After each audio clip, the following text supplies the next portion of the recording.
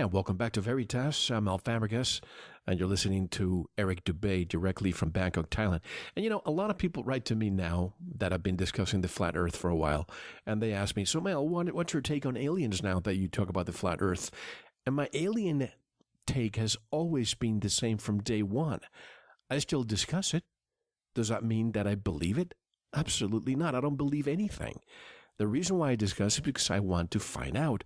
And the more I find out, the more I realize, folks, and maybe this is the first time you're going to hear me say about this, even though there are plenty of people out there who say they have been abducted, who have taken trips on a ship, I'm still waiting for that trip myself. I haven't gotten it. So my question is, could this be? Because we never heard about aliens until probably, even though we had the Aurora event in the 1890s, and we have paintings from 1,000 years ago that show some anomalies in the air of flying chariots and even in the Bible. Maybe that's true. Maybe they come from a different world, but instead of another planet, what about from perhaps a different Earth or another puddle close to us? And they're tourists that are coming and they're allowed to show themselves, or maybe they're military machines to perpetuate this lie. And 1970s, that's when the whole Roswell thing came out, even though it's the 1940s. And maybe they're waiting for that other card. They had communism. They have terrorism, the boogeyman. The next one is going to be a celestial object making our way. And the last card, according to Werner von Braun, will be the alien invasion, where they're going to unite all the militaries of the world. But when it happens, don't believe it. But I don't mean to digress. This flight from Bali to Los Angeles that makes an emergency land, not a detour, an emergency landing in Anchorage, Alaska. How do you explain that, Eric? Yeah, they don't try to explain that because it doesn't make any sense on their map. But just like most Southern Hemisphere flights don't make any sense on the spherical map, they almost all come into the Northern Hemisphere, mostly very high into the Northern Hemisphere, before then dropping back down to the Southern Hemisphere to their other destination. Whereas if the Earth was really a ball the way they say it is, they should just stay in the exact same line of latitude in the Southern Hemisphere, and that would be the shortest trip from both points. Yet they don't do that. They make these stopover points way up in the Northern Hemisphere for no other reason than the fact that the Earth is flat and that those are straight line paths going up through the Northern Hemisphere before then dropping back down to the Southern Hemisphere, because that is actually the straight line path, the closest, quickest path, and not the supposed path you're shown on a spinning ball Earth. So that they'll keep silent about why they do that. And when you see the little curve in their animation, they say, oh, we're curving around the Earth. That's why we're not flying in a straight line. Now, the reason the plane makes that little curve as it does in the animations is because based on the fake maps that they're showing you, it has to be a curve, because on the flat map, the actual map, it would be a straight line. But they don't show you that map. And as for the aliens, it's similar to what I was saying about the getting a whistleblower to give you the information so that you'll believe the propaganda more. They have a supposed flying saucer crash, and then they bring out the first newsreel that says that it was people saw the flying saucer crash and alien bodies recovered. Whoa! Then the next day they cover it up and they say it was a weather balloon. Sorry about that. We misreported.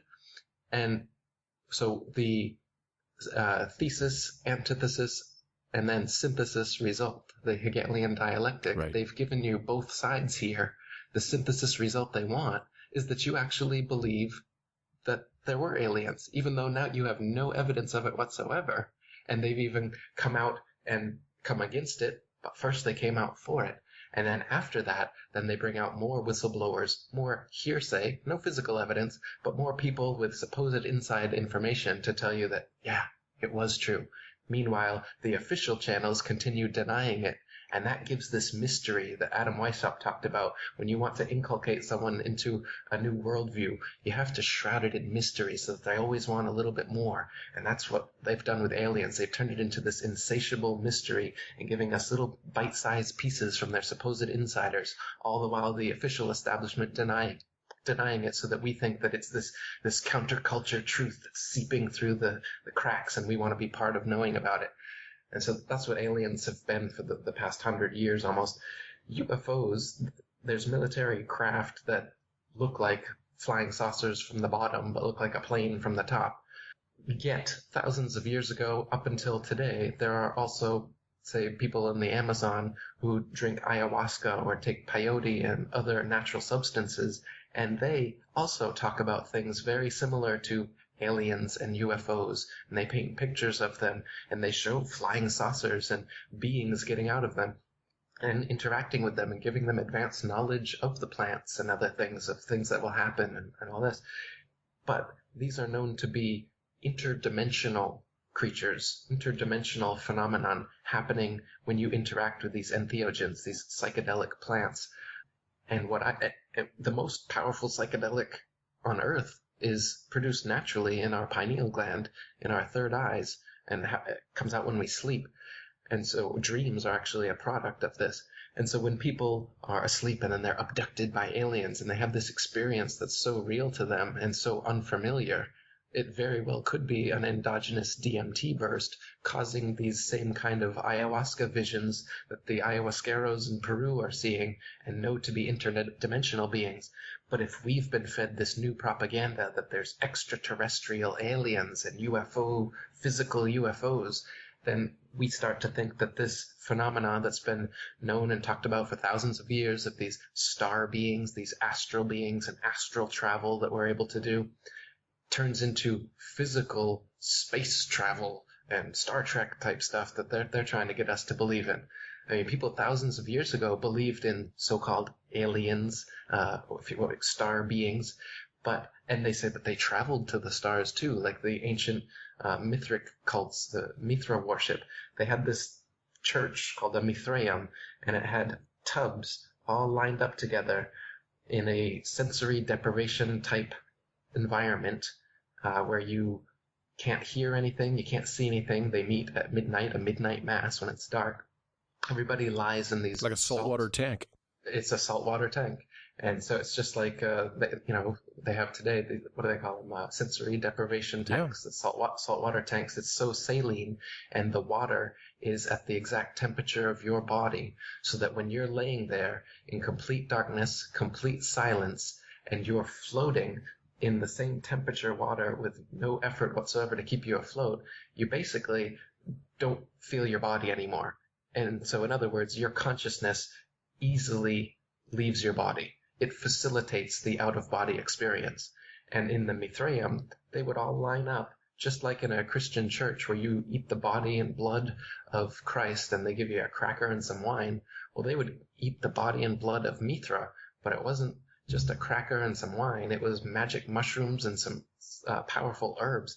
And you eat these things, drink these things, lay down in these communal tubs with all the water touching each other, just like in Minority Report. And there was holes in the ceiling above each tub. And they said that their consciousness would communally come out of their bodies, go through the hole in the ceiling, and go to the stars where they would communicate with astral beings. And they had their own civilizations. See, but the difference is that this is all happening where they're here on Earth and their consciousness is going to the stars, not physically creating some kind of technology that floats us up there like NASA says that they're doing, and then meeting physical creatures that you can touch. That's not what they were doing. There's some kind of beings that are non-physical that we have access to like this, but we've lost contact with them. And the reason is because of this, because now we've been fed a fake cosmology and a fake idea of who these astral beings are. And so we're trying to create metal technology to try and reach them, instead of remembering that the natural plant technologies already exist here for us to reach these beings and to interact with them. The ayahuasqueros say that these plants and these beings are what told them about the combinations of plants and stuff to use to access them. So what I see as the alien phenomenon is a natural, entheogenic, psychedelic phenomenon that happens inside our pineal glands, as well as can be facilitated by other plants if we eat, drink, or smoke them. being turned into a physical extraterrestrial alien from other physical planets in their infinite spinning ball universe. See what I mean? They're changing it into this other thing, and that what they want to do is to use that as their reason for the New World Order, as they've been talking about, like in the Independence Day movie, and now what is it? 20 years later now they've Yeah, the come new up one. the new one, right? Because they want to make sure that this idea stays in your mind. The idea that if there's an off-world threat, what needs to happen is all the governments, all the militaries of the world need to come together in a new world order to face this threat.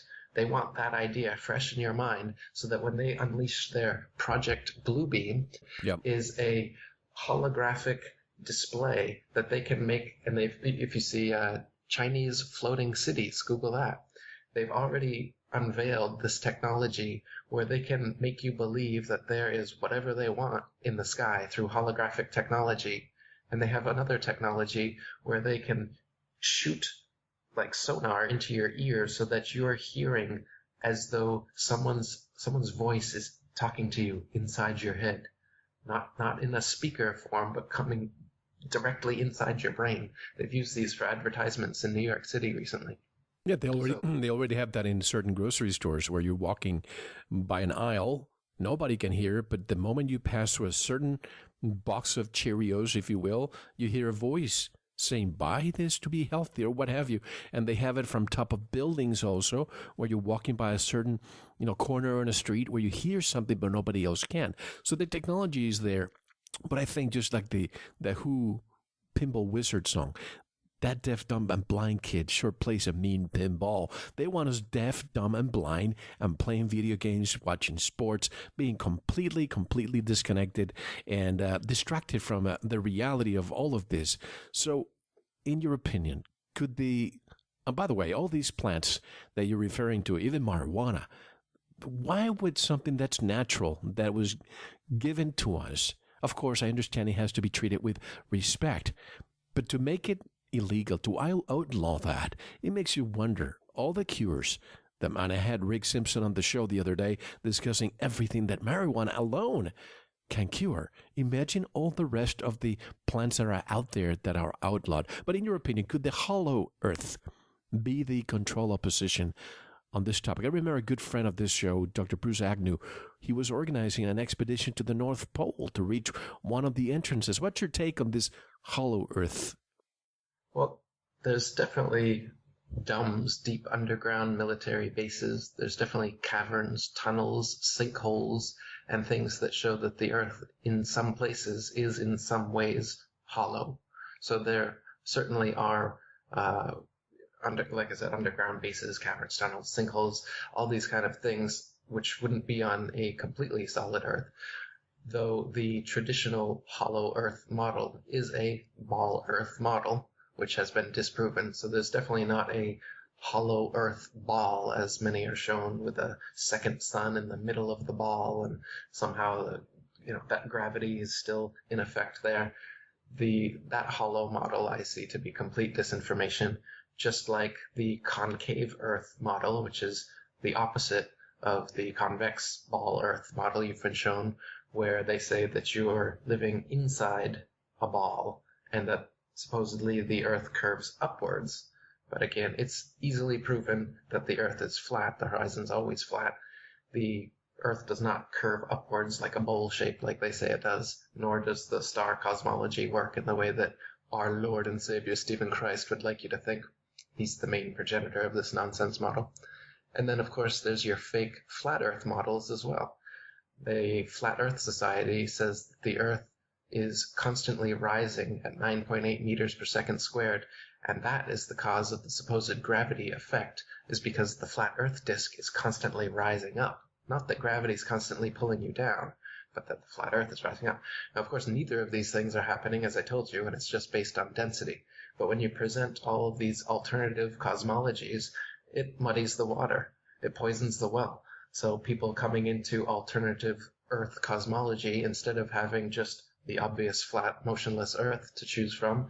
Now you've got the hollow Earth, the concave Earth, the floating disk Earth, and many others that I haven't even mentioned yet to add to the pile. And where I stand on it is, again, the physical evidence. And you can't show me any curvature, be it convex or concave. Everything has always been shown to be flat. I don't necessarily know where the edges of the flat Earth are because we're not allowed to go there. There's an Antarctic treaty that doesn't allow you to independently explore Antarctica and to see how far that southern ice wall goes. So I don't know the shape beyond what I'm able to see and experiment on, but as far as we know, everything is flat. And just, people ask, well, where's the edge? Why don't you fall off the edge? Where's the edge of the flat Earth? Well, where's the edge of this supposed infinite space that you've been fed? This idea that you live in an infinitely expanding universe with an infinite number of stars and planets. I can ask the exact same question of you. But why does it have to have an edge? Why couldn't it be, if you look at, okay, let's say the flat Earth model, we have this circle, we have the sun and the moon going around, and of course, the farther from the edge the sun is going around, you can expect those huge walls of ice. So wouldn't it be that the farther you go, there's going to be ice, but why couldn't there be, and this is just speculation on my part, other puddles everywhere else, circles? If you look, if you're able to go up 1,000,000 miles, as we're told that we can, perhaps we can see that we have more of these puddles everywhere. Yeah, I mean, these kind of things are all possible. How the Earth terminates, whether it's infinite or there is some edge, or if there's a barrier like a firmament, a wall that doesn't allow us to go further, we don't know yet. And it's a foregone conclusion to say that there is that one is better than the other, or that you like this one more than that one.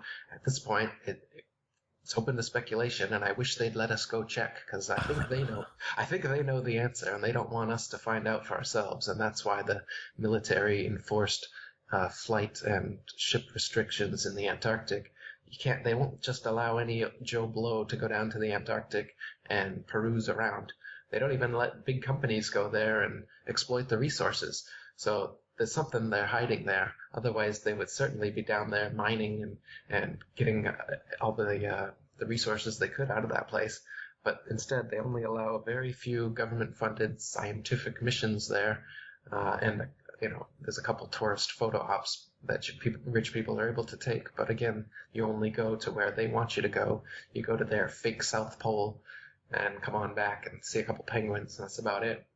If we had a over Unity device, and I've heard of people who have it, the reason why this is not becoming mainstream, this free energy device, I think more than fracturing the oil industry, what is the first thing that you would do, Eric? And I know I would. I used to be a pilot. If I'm able to have a craft that allows me to navigate with a bunch of supplies, that's the first thing I would do. I would try to find that edge. And I think that's why they don't want people, and they have militarized all these edges so that you don't go through. Mm-hmm. Yeah, they don't want you to go to as far south as you can go, and they don't want you to go as far north as you can go. They want us to stay in the middle area here. That they are the Lord of the Rings, ruling from the mountaintop in the center of the earth, and they keep us in the middle rings, in Middle Earth. They control the outer rings and the inner ring, the North Pole and the southern circumference, so-called South Pole. If you look at any documentary of the South Pole or the North Pole, and you look at it with a keen eye for physical evidence, as I've been recommending people do, you'll notice that there's no physical evidence that you are actually at the North Pole or the South Pole in any of these documentaries. For example, you look at a North Pole documentary, and it will always show a couple guys on some ice somewhere with a GPS device that's going 89.3, 89.4 until they get to 90 degrees, and then they start cheering, and it looks exactly like everywhere else on this ice-covered plateau that they are, and they say, we're here, this is the geographic North Pole. Geographic, not magnetic, because they never take out a compass and prove that they are at the magnetic North Pole. Instead, they say that, the magnetic North Pole constantly moves. Apparently, it constantly moves so much that they can't ever show us an example of walking in a circle around it to show that they actually are at the magnetic North Pole. Because if you were, you could walk in a circle and north would always point towards that middle point of the North Pole as you walked in a circle. Similarly, at the South Pole, where they put their ceremonial ball and say that the actual pole is a few hundred meters away, apparently, well, you should be able to take a compass, find where that point is, walk in a circle, and north should always be pointing away from that little pole in the ground. But they don't want you to do that. Nor will they show you stars. If we were actually at the North Pole in their little documentary, they should be able to point the camera straight up using a sextant 90 degrees, and Polaris should be right above their position, and they should be able to show all the constellations around it in the way that they should be from that point of view. But you'll never see that. They don't show the star chart, the star readings from when they're at the supposed South or North Pole, and they don't show you a compass to show that they're magnetically at the South or North Pole. All they show you is their GPS, global positioning system, their fake globe, just a number on a LCD screen, hold it up to the camera and say, we're here. Again, you need physical evidence. People throughout history have said that at the North Pole is actually a mountain of magnetite so huge that it draws the compasses to it. And that's what is causing the magnetism of Earth and the magnetism to be stuck to the North Pole. Well, that's a very interesting claim. And if you look into the history of that claim, it's been claimed so for thousands of years up until modern day, when a few Freemasons claim to have gone to the North and South Poles and say that, there's nothing really there. It's just a lot of ice, and it's not worth you even bothering to try and go there. Yet if you look at ancient people, they said that at the North Pole was heaven. They said it was Eden. They said that's where paradise is. The most ancient account of the North Pole is by a guy named Pythias, and he said that as he approached the North Pole, it became the land, water, and air became one substance, like a gel, like a jellyfish, and that he couldn't pass it anymore, and that it was just like all the elements became into one. That's an interesting claim. Another claim from around 500 years ago was that explorers went there and the nails from their ships shot out of their wooden ships towards this mountain of magnetite, and it was drawing them into it. So there's claims like that, and we can't fly over the North Pole. They have polar routes near the North Pole that they go over, but they don't allow people to fly directly over it, which again, I wonder, based on these accounts of something is pulling these magnets to it, there could be something to these accounts, and they don't want you to go to either place to figure it out for yourself. So they just give us platitudes. They give us documentaries of nothingness to make us believe that, it's already been discovered.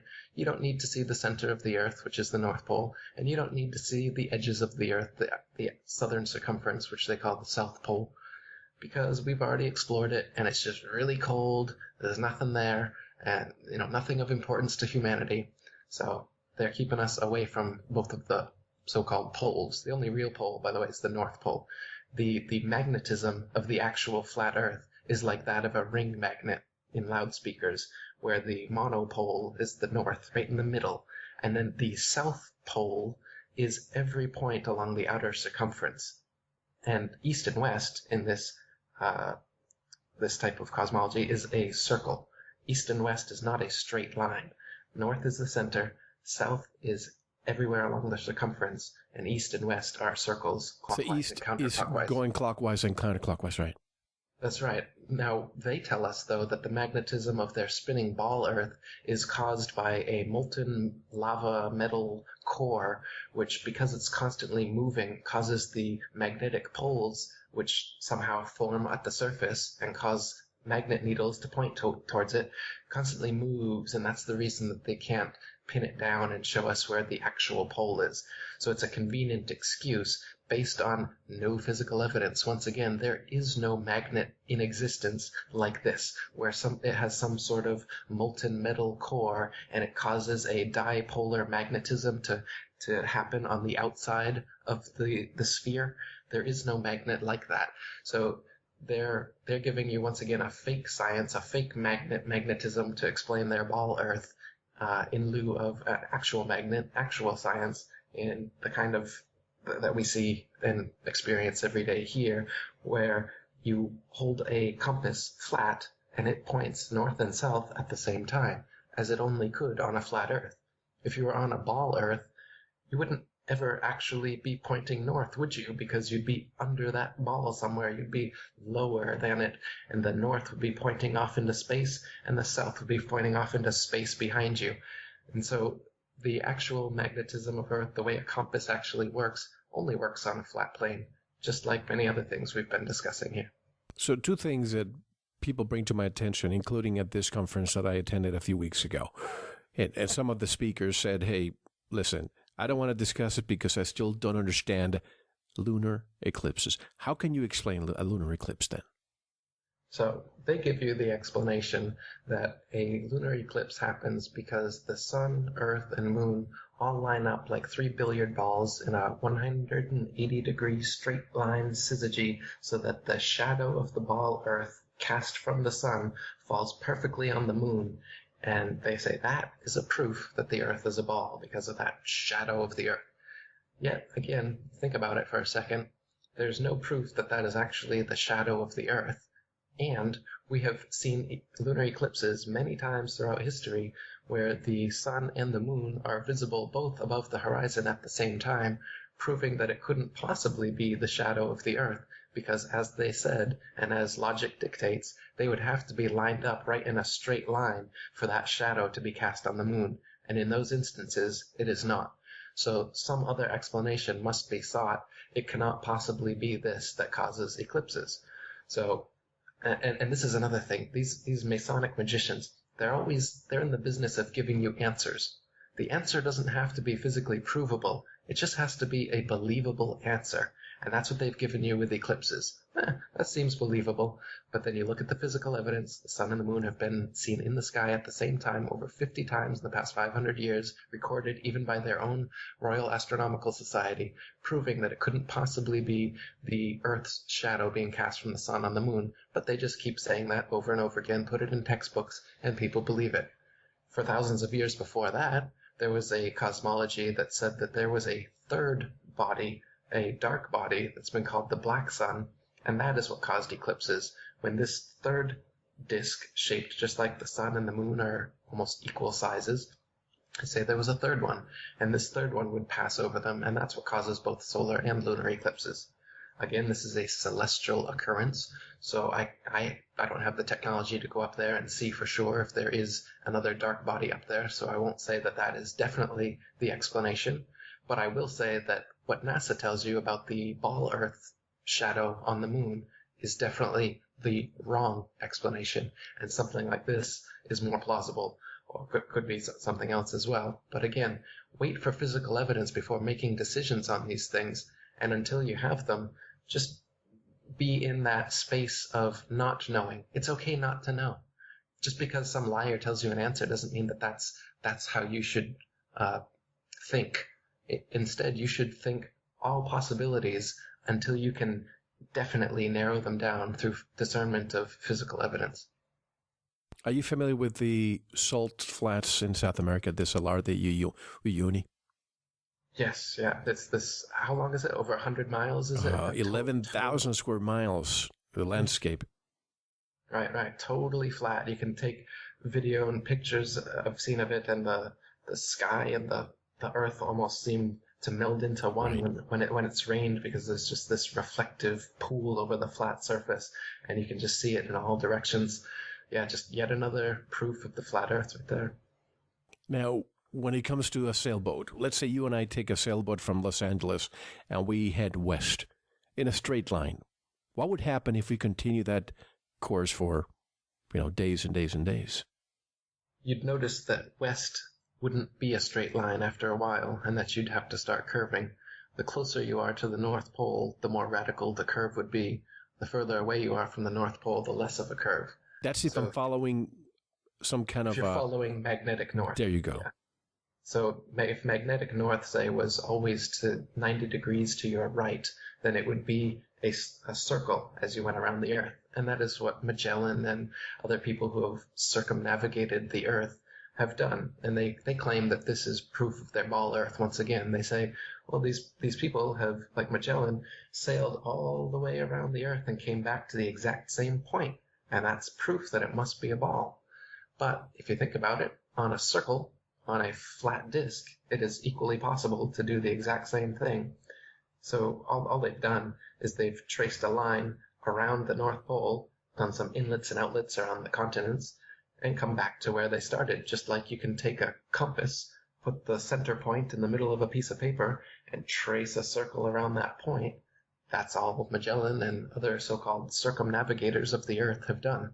What they haven't done is gone from the North Pole to the supposed South Pole, back up around the ball, and come back to the North Pole. This kind of circumnavigation north to south can't happen. But east to west can and does happen regularly. They'll lie and say that they've done it, but you won't find any physical evidence that anyone has ever flown or sailed north to south circumnavigations. Just Freemasons, admitted Freemasons lying about it. When I'm thinking of the North Pole, if I have some kind of instrument that shows me that I'm going north, a compass. If I'm standing on top of the center of it, would that compass be going around in circles? Say that one again? If I have a compass and I'm standing on top of the North Pole, would that compass be going around in circles, going all crazy? Oh, good question. I don't know. If there is a actual magnetic mountain at the North Pole, I'd imagine your compass would just be sucked out of your hand and stick to the ground on the mountain underneath you. But yeah, I don't know if that account is true or not. Though, I mean, the guy that gave us our current projection, that globe Earth projection that we use today, Mercator, he actually had a 1564, I believe, map showing the North Pole to be a mountain and to have all these sections and rivers flowing off of it, just like it's described in the Bible and in the Vedas and other texts throughout history have described the North Pole as being this wonderland, this paradise. And so, I don't necessarily ascribe to that any more than I ascribe to their going on some ice plateau with a GPS device and saying, "Oh, we're here." To me, it could be either at this point, though I tend not to side with known liars. So when I know these people have been lying to me about everything for 500 years, I tend not to think that what's at the North and South Pole is what they're propagating. I tend to believe more the ancient accounts, which are quite far out. So I'm not just going to go and say, "Oh, I believe that." There's a magnetic mountain or a jelly North Pole, whatever, like Pythia said. But it's interesting. It's totally different than what we've been fed. And for me, as an open-minded person who knows I've been lied to, I'm staying critical and open-minded until I see further evidence of what it could be. And I'm not just going to say, "Oh, I saw them reach 90 degrees on a GPS device. That means they've made it." But the Mercator projection, that's the one that we are told all the time. Those are the maps we see in our, textbooks and so on. And those are the ones that mostly reflect what we see on these Earth CGI pictures that NASA gives us. But if the Gall-Peters projection, isn't that the real one? And if that's the case, shouldn't we be seeing them on those CGI pictures? The Gall-Peters is a slightly better projection than the one that we're shown as far as the relative size of the continents. But again, the map is a rectangular map and a projection of their ball Earth. So the Gall-Peters map isn't very accurate either. People have claimed that the 1892 Gleason's map. There's also an air age map, Hammond's air age map. There's some flat Earth maps that are pretty popular, and there's slight discrepancies between them. But as far as, say, flight routes, like we were talking about earlier, mm-hmm. I find that the Gleason's map or the Hammond's map to be quite accurate as far as that's concerned. There may be slight discrepancies, the size of Australia and the length versus the height and these kind of things. But we very well may not have a single perfect map of the Earth.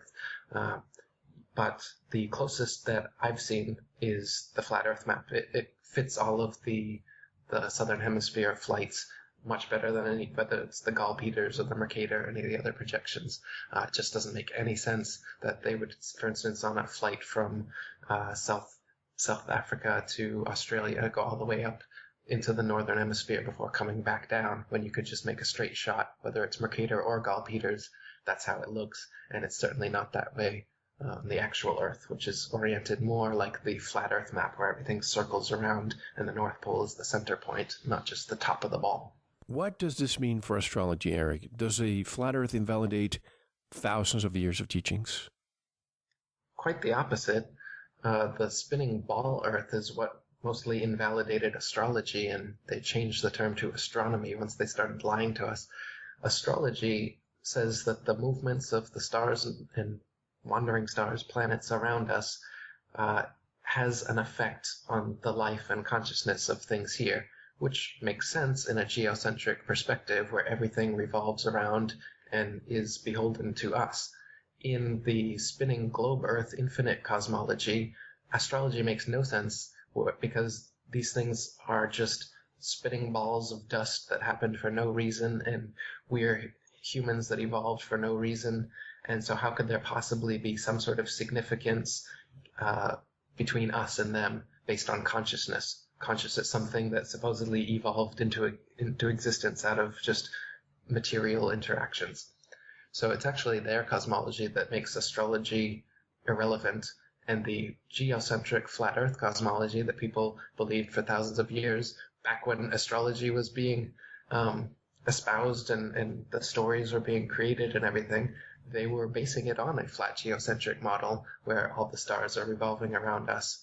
So if anything, the flat Earth brings astrology back into significance and shows that the Earth is important and all the celestial bodies are rotating over us, which attests to our importance. It shows that this is the stage. Like Shakespeare said, the world is a stage. Everything here is been put here and created here for us, and we are the actors. We're, if you think of it as God being the ultimate consciousness, the omnipotent, omnipresent, omniscient one that pre-exists all space, time, and matter, creating this yin-yang world of duality and illusion where we're separated from our innate oneness, separated from God, and put into these dualistic bodies of male and female under a sun and moon sky in a world of good and evil where we have to use our subjective consciousness to choose whether we want to rise to the heights of good or the depths of evil. And that's what we're living in here. We're all subjective aspects of this one consciousness that created us here to play and experience on this world stage that's been put here for us. And the ones who are in control of it now are in the business of making you not believe that, making you think, as Mel said earlier, that you're just an insignificant speck and that there's no purpose to your life, so that you should be nothing but a slave and a consumer, and that society should be structured the way it is, geared towards hedonism and selfishness and individuality instead of towards more spiritual aspects. And of course they use religion to control spirituality, to put it into dogmatic boxes, so that they say you must choose one of our religions that we feed you. If you don't believe our atheistic, nihilistic cosmology, the whole spinning ball nonsense, and you still are clinging on to this notion of intelligent design, well, here's Brahma, here's Jesus, here's Muhammad, here's any number of supposed avatars of God that we can get you to believe in, and then box you into this section so that you won't actually use your own mind, your own critical thinking, and evolve that throughout your life, evolve your own spiritual understanding. We want to keep you in this little box, right? If you fall out of the NASA box, we'll catch you in the Islam, Judeo, Christian, Buddhist, Hindu, whatever, one of these other boxes to bring you in. So it's, as you said, controlling the opposition. They've got every side covered. So no matter where you go to for truth, they're already controlling that like a gatekeeper, so that you don't get to the reality. So I recommend don't look anywhere, really. Just figure it out yourself. No religion has the answer. NASA doesn't have the answer. I don't have the answers. Mel doesn't have the answers. You've got the answers, And it's your responsibility throughout your entire lifetime to not accept some dogmatic explanation or someone else's hearsay, and instead to evolve your own understanding every day as you become smarter and smarter, as you use your own intuition and discernment to figure out the world around you. And that's your religion. That's your worldview. That's your spirituality. Call it what you want, but it's your responsibility to do that. And when you give it up to anyone else, no matter how good intentioned they are, even Jesus or Buddha or whoever it is, that's just their experience. That's not yours. Sure, read them. Sure, learn from them. But to take on someone else's experience or someone else's religion and to say, I am this, I am Muslim, and now suddenly you have to do what all other Muslims do and what is written in this one book. Now suddenly your life has just become a narrow, tiny little box, and all thought and action must come from one book, the Bible or whatever it is. There's millions of great books out there. How can you possibly take one and say, this one, I like this one. I'm going to say that all the answers to all of life's questions, no matter what you ask me, I can find the answer in this little black book. What do you want to know? What do you want to know? And then you open up a section. You say, well, it says right here, Matthew 7:24, some symbolic, metaphorical parable that I can twist to be whatever it is I say I want it to be. And there you go. There's the answer.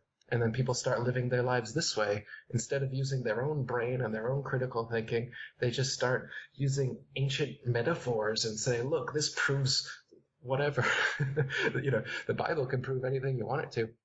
There's passages of it that say that the animals were created before Adam and Eve, and there's passages that say Adam and Eve were created before the animals. There's passages that completely contradict each other in most books, and that's just the nature of reality. We can't be trusting of someone else's opinions. We have to only trust our own. That's what I'm getting at here. More than being bothered by those people who want to shove their beliefs down my throat, I'm more bothered by those who say, hey, Mel, don't look there. Don't try to open that door because there's nothing behind it. I am more bothered with that, or people who say, don't look at the flat earth. That's just a distraction. Look, I just want answers, folks. I want to pierce the veil. If after all these interviews that I'm doing with Eric Dubay and others, it just so happens that we live in a sphere, so be it. But as of right now, I look at that horizon. I go to a very, very, tall mountain, or I go up on a plane. I don't see it. And all I see is pictures with fisheye. And those are the ones people say, look, it's a globe. You can see it on that picture. Let me do my own research. But Eric, have you seen these submarines that are going down to very, very deep areas of the Black Sea? And they're finding remarkable rivers with trees, leaves, waterfalls, rivers under the ocean. Have you seen those?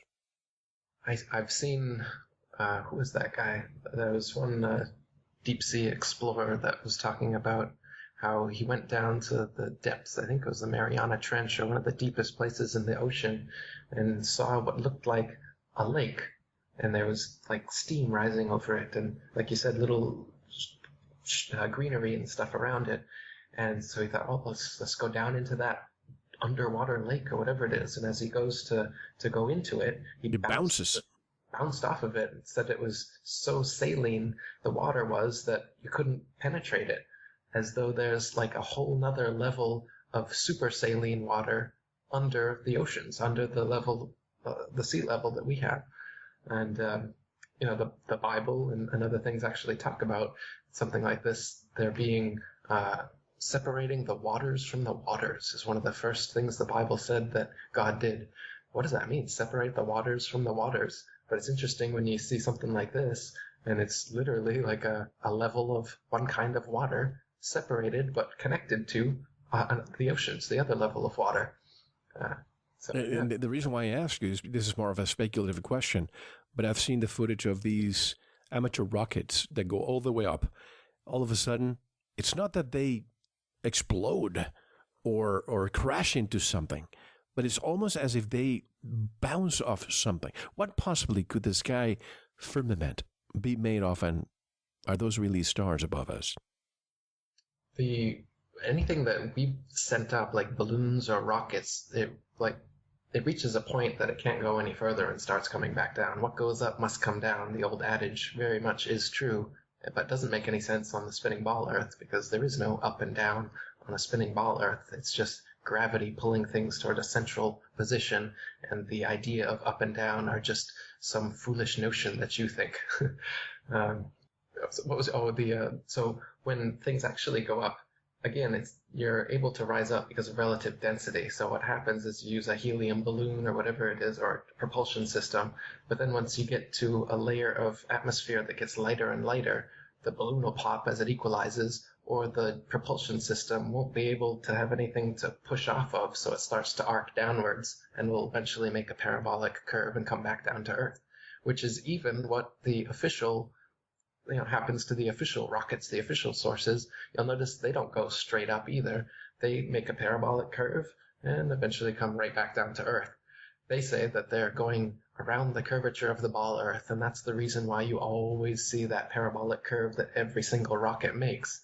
But what they're really doing is just shooting a rocket into the ocean and then giving you CGI images and studio footage from the supposed moon or Mars, or when they're in outer space, they are in a dark pool.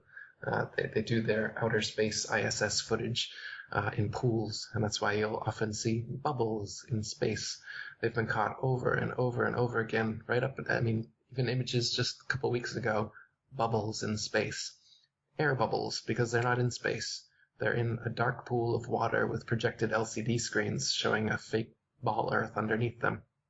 And when they're in their supposed ISS, they're just floating around either on zero-G planes, which is just a regular plane doing a type of maneuver that allows for weightlessness, which you can then cut and paste scenes of to make it seem like you're weightless ad infinitum.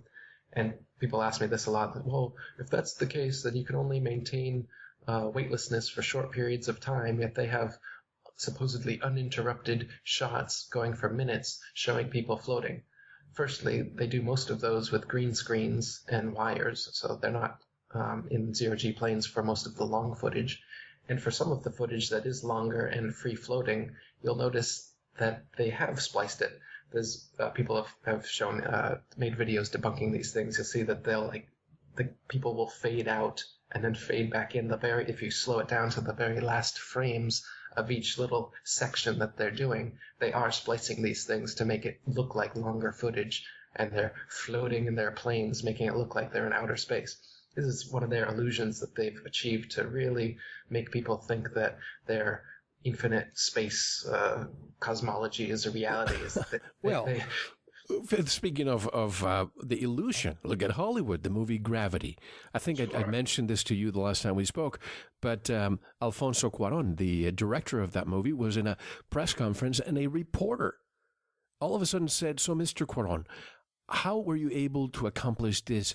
How many months did you stay up there in space filming the movie?" And Cuarón kind of bit his tongue, thinking, this guy is serious. And he actually said, well, we want to thank the Russians because they allowed us to stay there for 1 month, and we want to thank this and the Europeans. And the reporter just believed it. So imagine how many people believe Hollywood. So if they believe Hollywood, they must believe NASA. That's right. Look how convincing Hollywood does it with movies like Gravity. If Hollywood can convince you that well in a studio that they're out in outer space, then why can't NASA have been doing the same thing for the past 50 years? With billions of dollars. Not millions, billions. Right down a sinkhole. Yeah, CGI sinkhole. And so like I was saying, they get us to believe that they're out there in space floating around by doing these camera tricks and effects.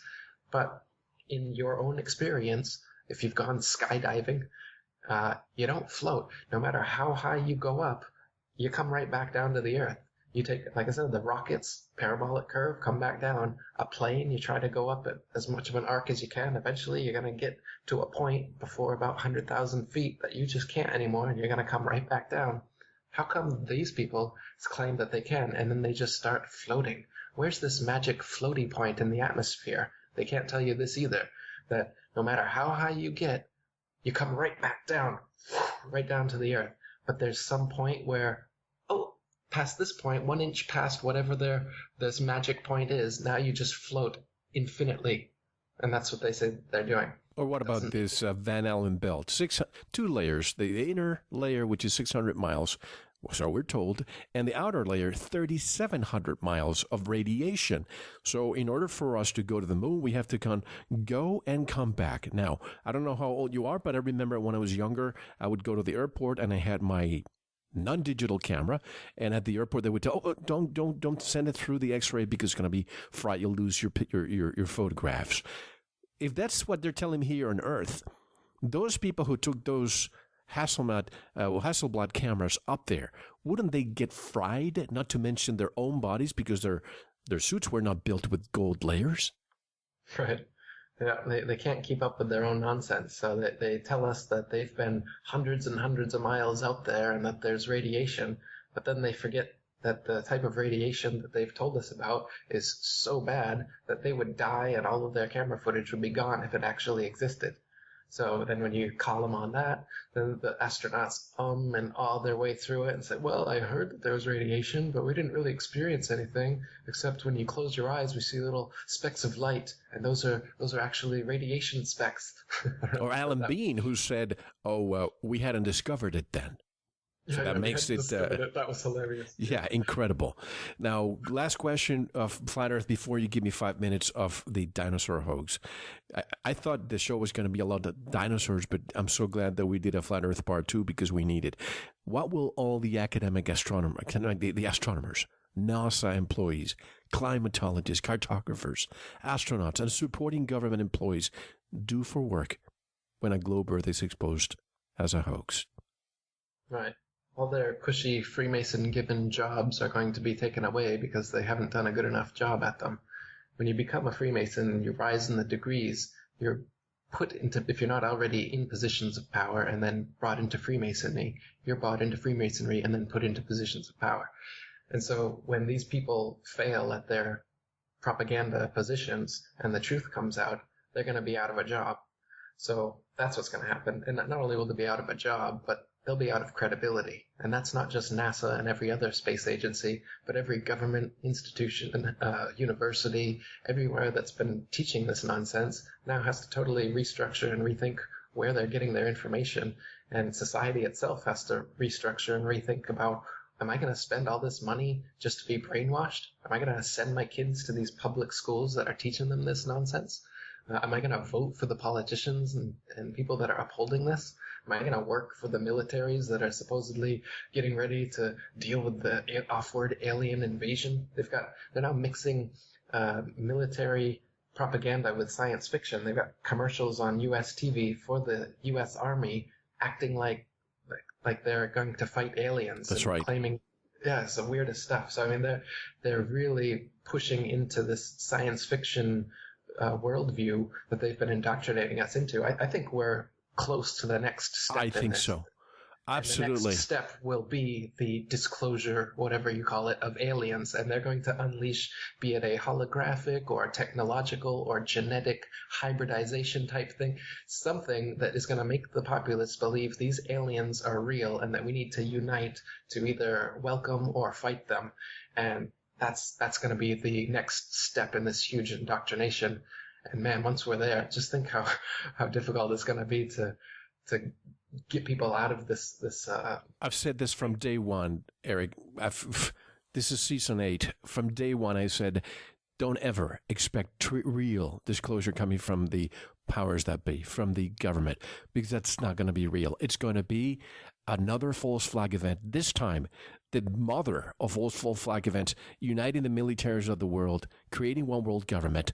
And guess what, folks? It's going to be a lie, and you're going to be subjugated. If you think you're not a slave now, wait until this happens. But last questions about the dinosaur hoax. We never saw anyone talk about dinosaurs. Wasn't it until the 1840s when we started talking about this? That's right. The person that coined the phrase dinosauria, the terminology for what these things supposedly are, was a knighted man. What's his name? Sir Richard Adams in 1842. And Owen? Richard Owen. Is that right? Richard Owens. Yeah. And you didn't have all the cultures and around the world before this time. Nobody's making these dinosaur discoveries that were supposedly found shortly thereafter. But once this idea came up that there was dinosaurs and that these were the missing link that they had in Darwinian evolution, oh, well, it just suddenly appears, and appears over and over again, as consistently done so for the past 150 years, to the point that now we've got huge museums full of fake bones Propagandizing. propagandizing the idea that these things have actually existed, when if they did, they should have been known to all cultures throughout all civilization forever, and we should be tripping over them and digging them up ourselves, not just having them behind lock key from vested, interested parties, and only since the idea of evolution was created. That points to a hoax, and many of these supposed dinosaurs have actually been proven to be a hoax. Two of the guys that created most of the dinosaurs that we know today, Edward Drinker Cope and Oswald Marsh, something along these lines, they were said to have discovered hundreds of species of dinosaurs and hundreds of bones, yet even in their time, many hundreds of their supposed discoveries were outed as frauds, and only a minority of the supposed discoveries that these two men made are still said to be true, even though the majority of the supposed dinosaur finds, including the very first ones that were ever made, have been proven to be false. The very first dinosaur that came out, it's called a Trachodon, which means a toothosaurus, and all they found was 3 teeth. They found 3 unidentified teeth, and this is what they based the entire animal on. And since then, it hasn't gotten much better. The supposed physical evidence that they're building these dinosaurs off are something like a thigh bone and an arm bone, and they don't know what it is, and then they've reconstructed the skull, the skin, you name it, the whole thing. They've created all these things for kids to make them think that they know exactly what these creatures look like. Yet it's been exposed over and over again that the bones of a brontosaurus's neck strangely coincide with the bones of a giraffe, and the bones of some of these deep-sea dinosaurs strangely look exactly like the bones of a blue whale. And so a lot of what they've even admitted to doing, some of these people, is that they're mixing bones of actual animals that existed and creating these fake dinosaurs in structures that couldn't possibly exist. A lot of the exhibits have to use wires to hold up the heads and the tails and the arms and everything, because they would be completely crushed under their own weight. The Tyrannosaurus Rex, for instance, the weight of all of its mass wouldn't be able to hold on its tiny little knee joints, and the way that it's forward, the front part of its body doesn't counteract the tail. It's way heavier than the tail would be, and so they wouldn't be able to physically move around that way. The idea that these kind of giant, weird, moving beings could exist at all has been questioned. So they're giving us, in science fiction, to make us believe these things. Just like they give us Star Trek and Star Wars, then they give you NASA.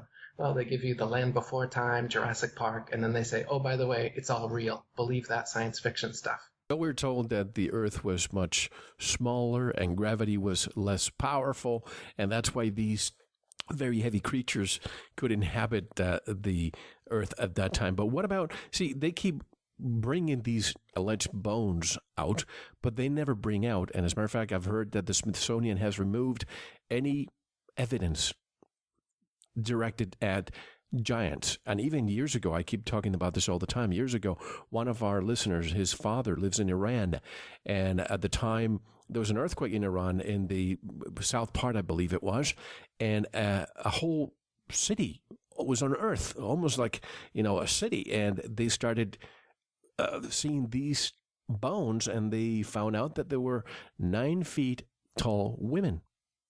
And nobody wants to talk about this ever. Giants walking the earth. Right. This is the reality that's being covered up. A lot of these actual big bones certainly could be from giants, and people have sent giant skeletons to the Smithsonian and National Geographic only to have them completely disappear. Yep. There's even been accounts from Smithsonian employees saying they've seen them dumping these bones into the ocean to get rid of them. So to this day, there's been hundreds and hundreds of accounts of human giant skeletons being dug up all over the world for thousands of years, and there is physical evidence still in existence of these things, just like there isn't of dinosaurs. Dinosaurs haven't been discovered for thousands of years, and you can't see dinosaur bones. They won't let you see them, whereas these giant bones do exist, but there's a concentrated effort to cover this up. And anyone that gives their giant bones to Smithsonian or whatever finds them gone. If you call up the Smithsonian today, they'll say that they have never found a human giant skeleton and that such a thing doesn't exist. Now, again, this is huge, and I believe this to be part of what the dinosaur thing is covering up, is that there is a legitimate giant human being phenomenon, so that there would be giant bones of unknown origin. And then when they find them, an easy way to cover it up is to say that it's this dinosaur, and that fits their little evolution gap that they've been looking for. But in reality, we have midgets like hobbits, we have giants like the orcs, and we have us humans in the middle here. The world is much like the Middle Ages, the Lord of the Rings, in the sense that there really are these different size of people that have been created. The Homo floresiensis in Indonesia. Giant human beings still exist. There are 8 and 9, almost 9 feet tall people that still exist now. And there's, like I said, there's accounts of living giant beings as soon as only 500 years ago, when the Spanish explorers first came to the Americas. They were well known to the Native Americans and Mexicans. They have many accounts. All over America, there's been burial mounds of skeletons dug up, and you can see newspaper articles from the 1800s, early 1900s, up until modern day, where they're finding these giant skeletons, but then when you look for them in a museum or somewhere shortly after, they're gone. These things are swept under the carpet as quickly as they're found, but if you look into them, there's plenty of evidence for giant human beings having existed, unlike the spacious evidence for supposed dinosaurs ever having existed. They don't want us to know our real history, because once we know our past, we know who we are and we know our future, whether we live on a flat earth or not. I think I've come to the conclusion that we live on a Truman Show style reality. We accept, not we, but most people accept the reality of the world which we are presented. It's as simple as that. Eric Dubay, once again, another great show. How can people get in touch with your work? Buy your books? Atlanteanconspiracy.com. I'm Eric Dubay on YouTube, and ifers.ace.st is the International Flat Earth Research Society Forum, not to be confused with the Flat Earth Society, which is the controlled opposition group that's been around for a long time, making you think flat Earth is ridiculous. But come over to the International Flat Earth Research Society, and you'll see that it's actually the spinning ball Earth that's ridiculous. Eric Dubay, once again, thank you so much for being part of Veritas, and let's hope to have you back next year again. Great. Thanks, Mel. And have a great day. You too, Mel. Take care. Bye-bye. Later. And that was Eric Dubay with another installment of The Flat Earth. Thanks to you, Veritas member, for paving our truth journey every week. And tonight I'll leave you with a quote by Bruce Lee. Those who are unaware they are walking in darkness will never seek the light. Thanks for listening. I'm Mel Fabregas. Until next week, be well.